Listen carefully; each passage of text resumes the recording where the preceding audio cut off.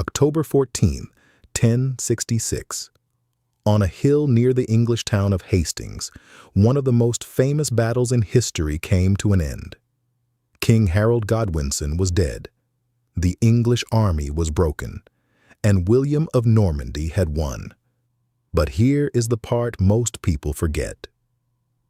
William had not conquered England.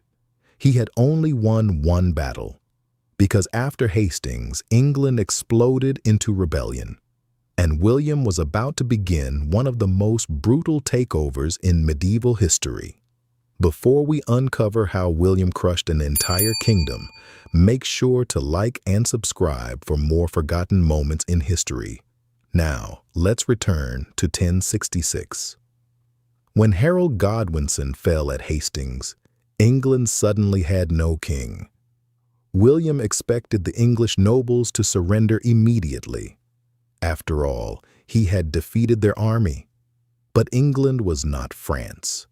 The English nobles had spent generations fighting invasions. They knew one lost battle did not mean the war was over. A new candidate appeared, Edgar Atheling, a young member of the old royal family. Many English leaders supported him. For a moment, it looked like William's victory at Hastings might mean nothing.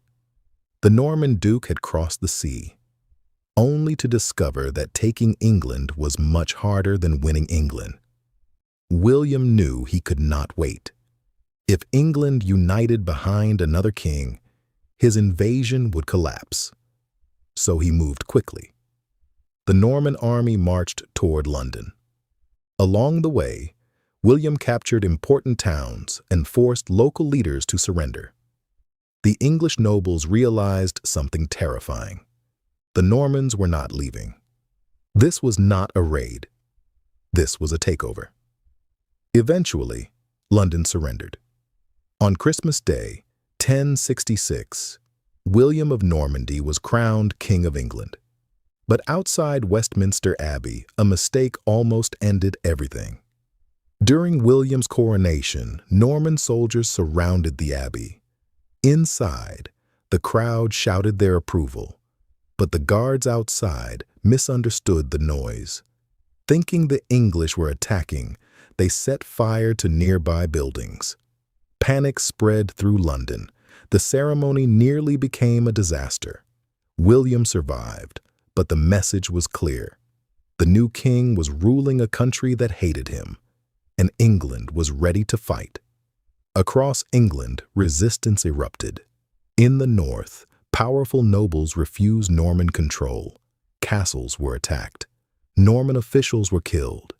William responded by sending armies across the country.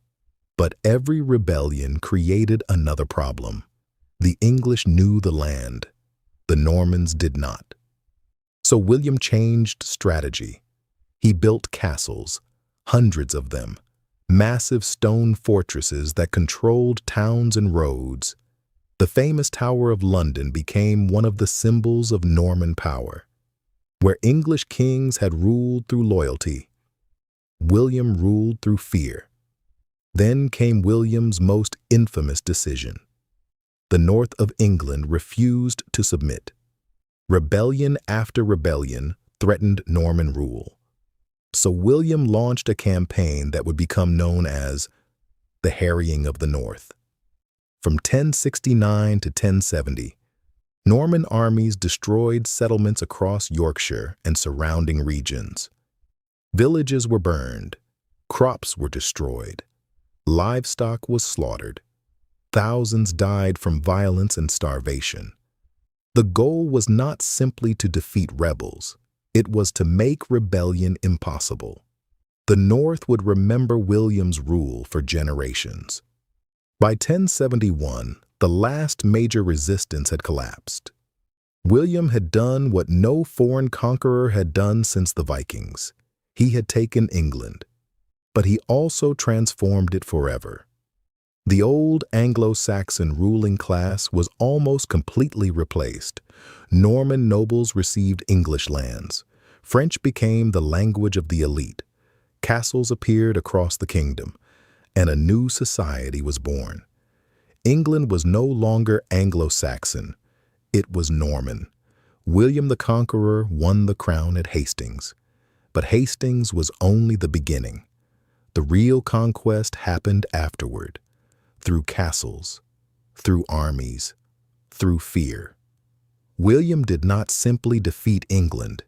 He rebuilt it in his own image, and the kingdom he created would eventually become one of the most powerful nations on earth. But the cost of that transformation was paid in blood. See you next week for more Yesterday's Odyssey.